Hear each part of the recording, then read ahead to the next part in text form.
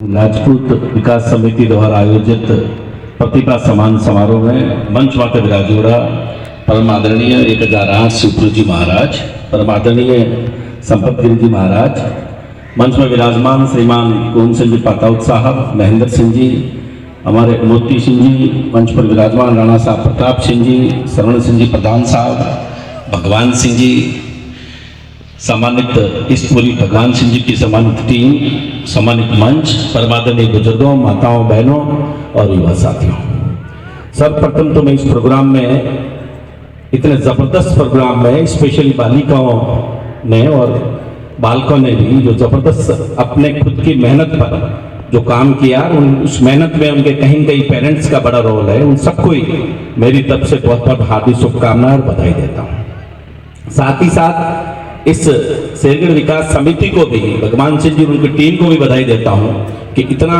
ज़बरदस्त प्रोग्राम और एक तहसील के लेवल पे इतना अच्छा प्रोग्राम और इतने 100 आदमी, मतलब 100 बच्चियाँ, मैंने देखा था कि स्पोर्ट्स में भी करीब 100 बच्चियों से ज़्यादा को हमने सम्मानित किया है। तो आज इस मंच पर बैठ के अपने आप को मैं गौरवान्वित महसूस करता हूँ।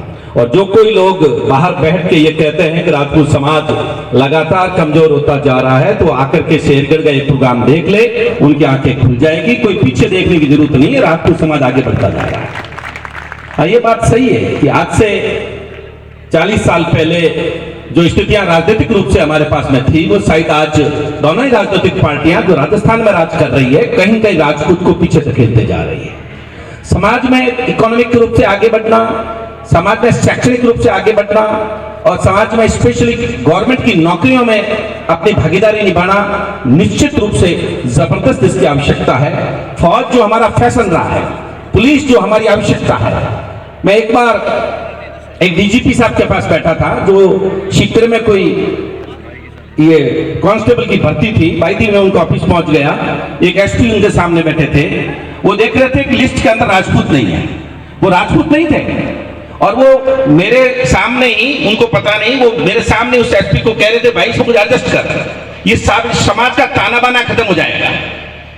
तो वो जाने के बाद मैंने पूछा उनको, मैंने साहब क्या एडजस्ट करा रहे थे? अरे कि इसमें राजपूत आ ही नहीं रहे, और राजपूत नहीं आया तो पुलिस का खेमा ही खत्म हो जाएगा। करण सिंह जी, एक पर्टिकुलर कुछ कास्टें आ रही है, उससे तो समाज भी नहीं बचेगा। राजपूत कहीं जाता है तो अपनी खुद की अटूट छाप छोड़ता है, चाहे चपरासी है, चाहे नेता है, या चाहे कोई बिजनेसमैन है। वो जाता है, पहला उसको याद रहता है कि मेरी राजपूती मेरी जात है। क्षत्रिय को हमेशा अपने खुद का कर्म याद रखना चाहिए। मैं तो यहाँ देख रहा था, ये सम्मानित समारोह प्रतिभा सम्मान समारोह है, फिर बीच में पता चला कि ये शायद राठौड़ जयंती है, फिर पूछा कि राठौड़ जयंती नहीं है, ये तो प्रतिभा सम्मान समारोह है। भाई राठौड़ों, अब बात सही है कि राठौड़ में जबरदस्त दम मैं राठौड़ करियो ही घणो पर तो गिनाई तो मैं बहन बैठी तो मैं दी ओकटे ने तो माखने आए ही जो जना राठौड़ रुतबो रही है। और चाहे भले तो किलो देख लो, चाहे और कोई बड़ी बड़ी देख लो, हमारे बाप दादा और क्षत्रिय उठे थे, खुद लगाई हूं, मैं तो लगाई नहीं हूं। तो राठौड़ और राजकारण में 36 कोम रो, मैं तो राठौड़ मजाक की बात है, 36 कोम रही यहाँ नेतृत्व क्षमता जिसमें होती है वो हमेशा आगे बढ़ता है। मैं आने वाला भविष्य जो है वो हमारा सामने बैठा है, और जो उनको सम्मानित किया है उनसे मैं अपील करता हूँ, स्पेशली बालिकाओं से, बेटियों से, बहनों से, कि समय आपका है, आपको हर हाल में नहीं रुकना चाहिए। चाहे जोधपुर हो, चाहे दिल्ली हो, चाहे भारत के हो या संसार का कोई काना हो, आपको जाना पड़ेगा और वहां पर काम करना पड़ेगा। पर साथ साथ आपको ध्यान रखना पड़ेगा, चाहे आप भारत के राष्ट्रपति बन जाना, चाहे अमेरिका की गृह मंत्री बन जाना, पर बात सुन लो मेरे बेटा और बेटियां, कभी राजपूती को मत छोड़ना। राजपूती छूट गई, हर चीज उससे छोटी है, मैं बताना चाहता हूं। ऐसा हो नहीं सकता कि हिंदुस्तान का नहीं, पूरे विश्व का कोई पद एक क्षत्रिय से ज्यादा हो सके। बीच में यूक्रेन का एक युद्ध चल रहा था, आपको पता है। यूक्रेन के युद्ध में वो वीडियो बहुत चला, मैंने भी बहुत चलाया। यूक्रेन के युद्ध में यहाँ का एक पत्रकार पहुंच गई, भारत की कोई पत्रकार पहुंच गई, जो भारत की पत्रकार पहुंची, और एक सैनिक था, उस सैनिक के सामने वहां क्या क्या यूक्रेन सरकार ने भी आप सबको अब लड़ने के लिए जाना पड़ेगा, चाहे आप किराना के व्यापारी हो, चाहे आप कुछ भी करते हो, पर अब आपको है जो लड़ने के लिए आगे जाना पड़ेगा।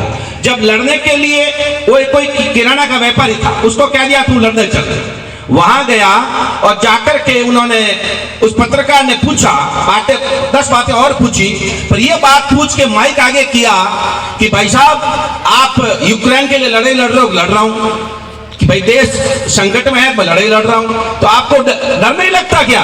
कि डर क्यों नहीं लगेगा, मैं कोई क्षत्रिय थोड़ी हूं जो मुझे डर नहीं लगे। सुनो मेरी बात, क्या बोला? यूक्रेन में बैठा अंग्रेज कह रहा है कि मैं राजपूत नहीं हूं, डर तो लगी, राजपूतों ने डर नहीं लगे, बाकी हम दुनिया नहीं डर लगे। तो आपके लिए गौरवान्वित विषय होना चाहिए कि अपन को आगे बढ़ने के लिए हर हथकंडा अपनाना चाहिए, पर अपना क्षत्रित्व कहीं भी जाए उसमें अपन को कायम रहना चाहिए। हम हर व्यक्ति को चाहे किसी भी जगह बैठे हैं, ऐसा कोई काम नहीं करना चाहिए जिससे राजपूती लज्जित होती हो। हमें ऐसा काम करना चाहिए, पैसा ज्यादा होना, पद ज्यादा होना या कोई आदमी और कुछ हो जाए, कोई मायना नहीं रखता, पर जिस समय आदमी कुछ अपना वहां टाइम निकाल दे और निकालने के बाद उससे जुड़े हुए लोग कहे कि राजपूत ऐसे होते हैं, तब तो मजे की बात, और कहते हैं राजपूत एड़ा वे खुटोड़ा, तो बा है एकदम लज्जित बात। मैं युवा पीढ़ी से कहना चाहता हूं कि आप, अच्छी बात है, अभी कुम सिंह जी ने आपसे निवेदन किया, मैं तो खुद एक, अभी मैंने देखा 2-3 एएनएम सिलेक्शन हुआ है, मैं तो नर्स ग्रेड 2 था जिसको कंपाउंडर कहते हैं, 4 साल मैंने जिंदगी में नौकरी करी है और 12 जुलाई 90 को मैंने जालोर में ज्वाइन किया था, पर मैंने ठान ली थी कि जिंदगी निश्चित रूप से मैं नहीं जीऊंगा और मैं कुछ करूंगा, और आज मेरा कोई फील्ड नहीं था, सही का ऊपर वाला परमपिता परमेश्वर क्या चाहता है, कहां जाके खड़ा कर देता है, बिल्डर का तो मैं तो लाइन ही नहीं जानता था, पर मैंने ठाना कि भाई कुछ करना है। जब आप, कोई आदमी अगर ठान लेता है तो प्रभु श्री राम भी उसकी मदद करते हैं, मां भगवती भी उसकी मदद करती है। मैं आपसे अपील करता हूं, और कैप्टन साहब जो पहले इंदा साहब अच्छी बात कह के गए, काफी अच्छी बातें उन्होंने बताई।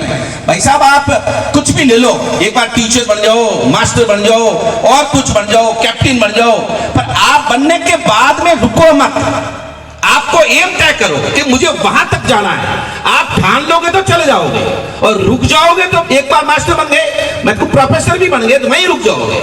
समय बहुत लंबा है, उम्मीद आपसे है, हम जिंदगी जी चुके हैं, आने वाला समय आपके हाथ में है, पूरा भारतवर्ष आपको देख रहा है। ये छत्रत्व अगर 20 साल जिंदा नहीं रहा तो इस मंच से साफ कह रहा हूं दोनों राजनीतिक पार्टियों को, भारत नहीं बचेगा।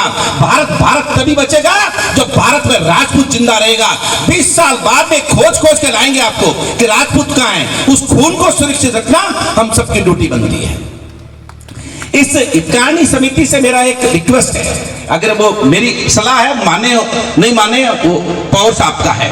मैं बहुत साल पहले की बात है, खेत सिंह साहब जब चौपासनी के अध्यक्ष थे, उस समय मैंने, खेत सिंह साहब अध्यक्ष थे तो जसवंत सिंह जी इंदा ने उस समय तक का चौपासनी का सबसे बड़ा चंदा 2 लाख रुपए उन्होंने चंदा दिया, जो जयसिंहपुर में रहते थे।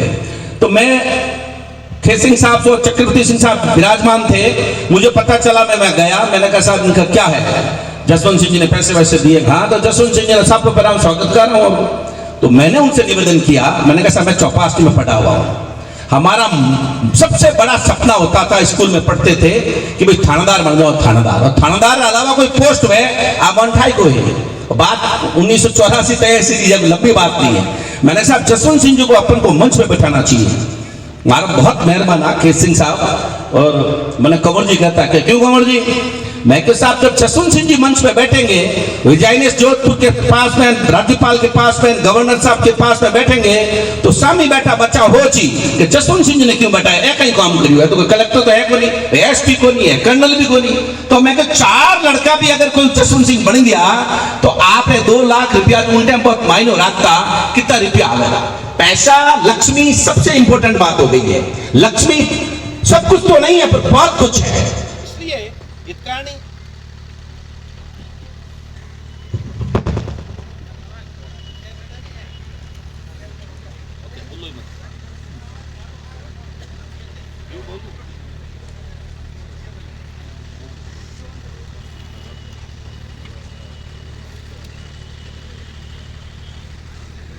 मेरा